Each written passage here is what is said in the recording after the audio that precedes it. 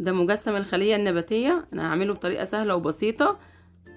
هجيب جزء من الكرتون بالمقاس اللي انا حباه، وهبدأ ادخل كده حوالي 2 سنتي من كل جنب، وبعد كده هوصل كل النقط دي ببعضها. هبدأ اثبت الدبل فيس على الكرتونة بالشكل ده، وبعد كده هقص جزء من ورق الكانسون الاخضر وهبدأ اثبته على الكرتونة.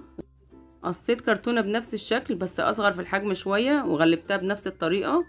قصيت شرايط من الكرتون عشان اعمل الغلاف الخارجي، وبدأت اغلفها بورق الفوم ورق الكانسون. غلفت كمان 5 اجزاء مع الجزء اللي معايا ده، بقوا 6، وهبدأ اثبتهم على جسم الخلية بالشكل ده.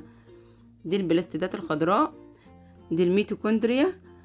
وعلشان اعمل الفجوة العصارية جبت جزئين من الكرتون قصيتهم بالشكل ده وغلفتهم بالصلصال الفوم. قصيت جزء من الكرتون على شكل النواة وغلفتها بالفوم، ده جهاز جيولوجي. وقصيت الدواير دي بالخرامة وهبدأ اثبتها كده.